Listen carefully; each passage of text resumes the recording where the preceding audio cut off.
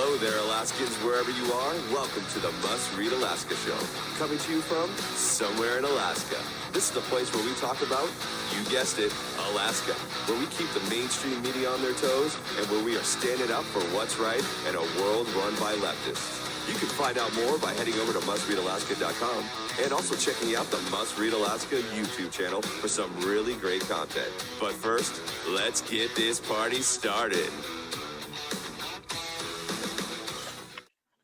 Well, welcome everybody to the Must Read Alaska Show. I'm your host, John Quick, coming to you live from somewhere in Alaska.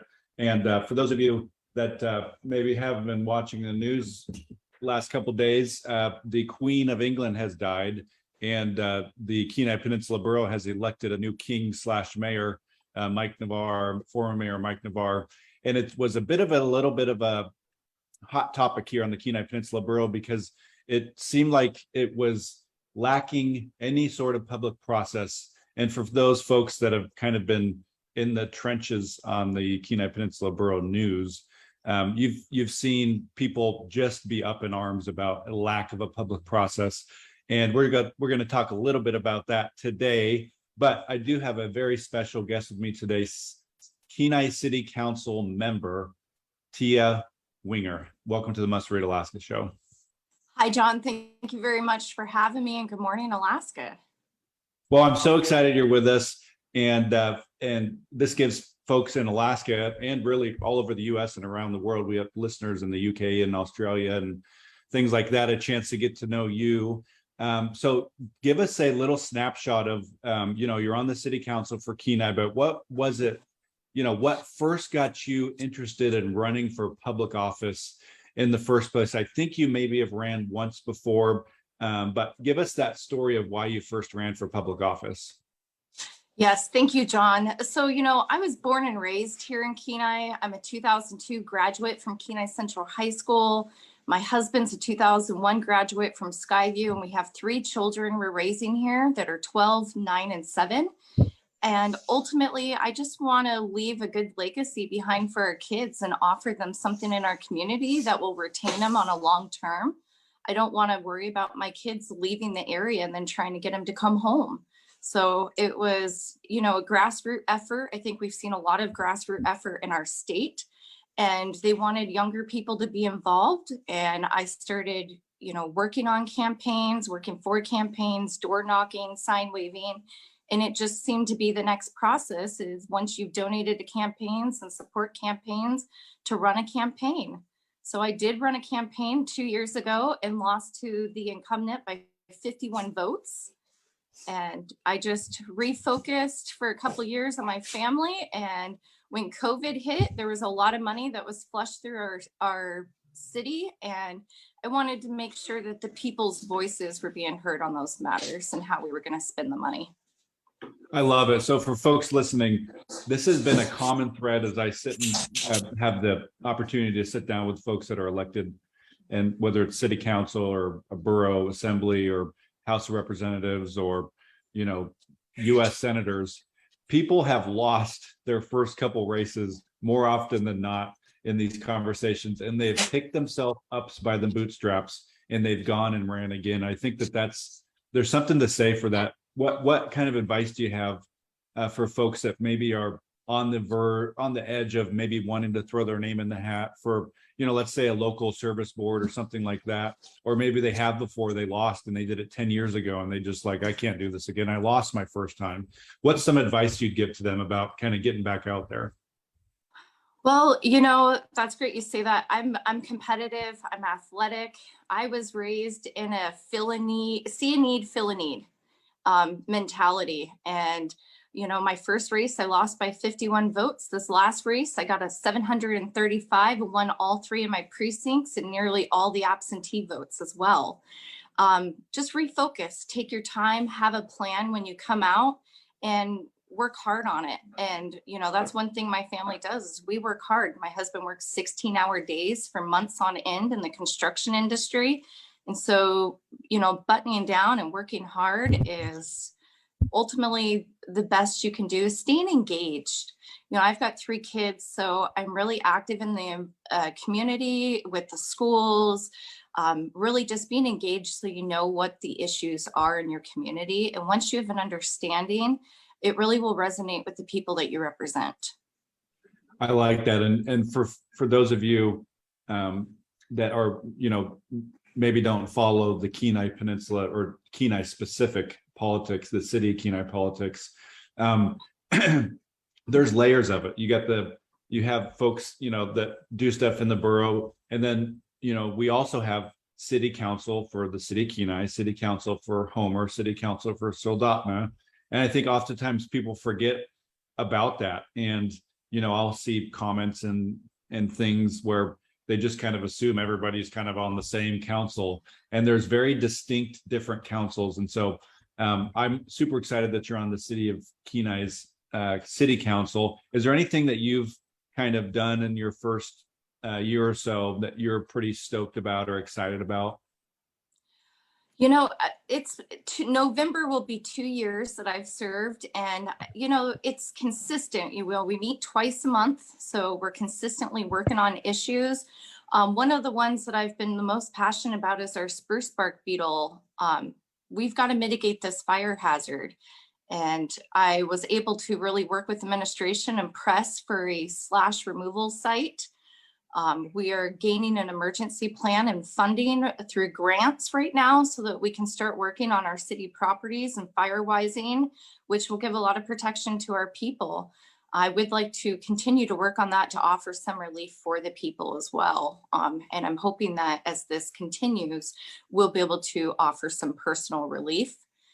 James Baisden and I, as soon as he got on, we were able to draw up a resolution that stated that we stand for medical freedom. We're not going to impose vaccines. We're not going to impose masks on a city level.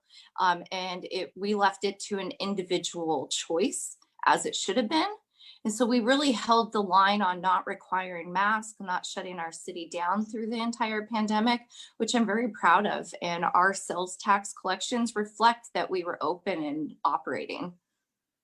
I like that. And, a compliment that I'll throw the city of Kenai, I'm pretty conservative, kind of lean libertarian guy. And oftentimes folks like myself are not throwing government entities too many compliments, but the city of Kenai, I love the fact that people can just walk into the front door and try to get something done. I had a major project that I was working on, a couple years back that lasted a whole year. And man, the city of Kenai was just phenomenal to work with. I've told this to James Baisden as I'm, sharing kudos with him. This was a huge project, and private project, and man, they just went out of their way to be accommodating, and I was very pleasantly surprised. And so, kudos to you, and kudos to Paul Ostrander for running a customer focused city government, which I think is oftentimes not the case with government. So next question to you is we've had a bit of debacle with the Kenai Peninsula Borough Mayor interim appointment. I know we chatted about it a little bit on the front end, but what are your thoughts on it? Do you think it was rushed? Do you think there should have been a public process with other names in the hat? Is it fine with you the way it is? Tell us what your thoughts are. No, skipping public process is never fine with me. I'm an advocate for public process and public engagement. It is not our right to make a sole decision without hearing from the people that we represent. I'm proud that our representative for Kenai, Richard Durkavorkian, was a no vote and wanted the public process. And so I'm very appreciative that our Kenai representative, as well as the Sterling representative, Bill Elam, stood their ground for the people. And ultimately, we were elected to represent the people and the process. And when we skip out on including the public in that process, that's not within our leadership. There was no reason to rush that decision. It seemed to be, from everything I'm collecting and seeing, it does seem to be some open meetings violations, allegations, and those are strong allegations. I mean, we have an oath we took for office, and when we're violating, open meetings acts, it makes you wonder how much other things are happening besides behind the closed doors. But one thing I know from being in government for just 2 years, there's a lot of moving pieces. There's a lot of inside ball game that the people don't even realize what is all moving in the background. And it seems to be there was a lot of moving pieces on this one that wasn't very transparent for the people. I would have liked to seen this handled differently. James Basden, I know, put his name in for it. He would have been a great pick. Just bringing that to the public. And that was the whole process that I think was skipped completely. Yeah, it's unfortunate for folks that are listening and they're like, what are you guys even talking about? The Kenai Peninsula Borough mayor resigned to focus on his governor's race, and the assembly did a laydown the day of the meeting, the day of the assembly meeting, to appoint an interim mayor, former mayor Mike Navarre, that was all teed up and ready to go. And I think, you know, a lack of a public process is the biggest issue here. It doesn't have anything to do with Mike Navarre, at least for me. He's got a resume a mile long, and he's been the borough mayor for 9 years. And, you know, the list goes on and on. He's very well qualified for doing something like this. The borough employees, for the most part, really like Mike Navarre. So that part is not the issue. It's the issue for me of the lack of public process. And, you know, James Basden, as an example, just like you said, put his name in the hat, and he either was not considered, which is not fair, or was considered without the public knowing about the assembly even considering him or deliberating with him. And so both of those options are not great. He either was not considered at all, or he was considered and it was secretive behind closed doors without public involvement. And so I think they need to redo this whole thing, give the public the opportunity to apply, and then have the assembly go through just a simple vetting process and pick somebody. I think if they did that, and even if they ended up with picking Mike Navarre through that simple process, 99% of the storm would stop squeaking. And it's unfortunate the way the assembly handled it. I do want to thank Bill and Richard. They were awesome. And, you know, I guess it is what it is, right? But you're running for the city of Kenai mayor right now, which is very exciting. You're very well liked among the conservative crowd. The city of Kenai is, for the most part, pretty conservative. Tell us about why you're running for mayor and how it's been going so far. Thank you. So, you know, I'm still new. I'm still trying to gather my footing in politics. I never thought I'd be a politician. There was a lot of conversation about running for mayor with various different people. And in the end, it was about a 45 minutes before the deadline when I grabbed a packet and collected my 22 signatures in a rainstorm and turned my packet into file. So it definitely wasn't planned.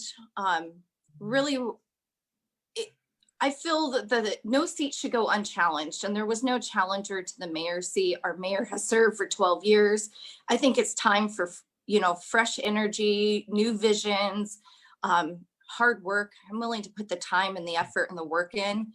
And so therefore I decided that seat shouldn't go unchallenged, and I threw my name in last minute. And so far everything's been going great. You know, it's a lot of work. I'm a mom of 3 kids. My husband's been gone since May in Bethel working. So we're a very active family. We do competitive sports. I keep myself accessible for the people, businesses, and I just ultimately, you know, I hear a lot from my constituents, and they wanted a choice. And so we have a choice come October 4th, and hopefully they'll vote for me. So is there a key difference between you and Mayor Gabriel, outside of you just wanted there to be another person on the ballot? Do you find yourself having a key distinctive between what maybe he's done the last 12 years and what you'd be doing as the new mayor?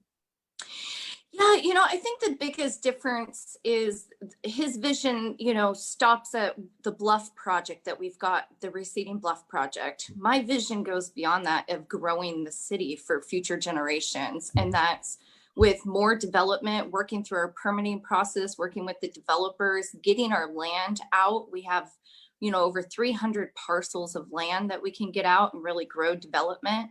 We have a whole industrial area that could see growth with trade schools. I mean, I really would like to welcome trade programs into our city.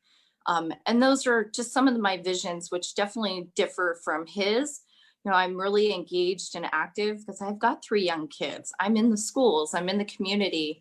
His kids I graduated with his son.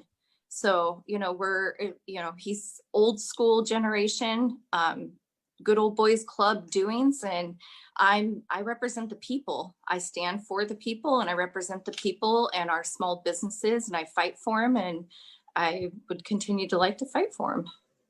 Well, that's awesome. I wish you luck in that. I think it's regardless of if somebody, you know, he's probably done a great job making sure that that bluff project is going to be accomplished, which is a huge task. It's a multi-million-dollar project, you know, 20 to 30 years in the making. And him and Paul Ostrander and the city council are kind of seeing it through there as you guys are on the 5-yard line, which I think is super important. Yes. But I think there's something to be said about getting somebody new in there, regardless of how awesome the previous mayor has been. And so I wish you luck. I hope that you're successful, and you know, people get out and vote. When is the voting day? Do you need volunteers? How does somebody find your campaign? Give us that rundown. Yes, so I have a page on Facebook. It's Teea Winger for Kenai City Mayor. And all of my information, everything that's going on is posted there. The election is on October 4th.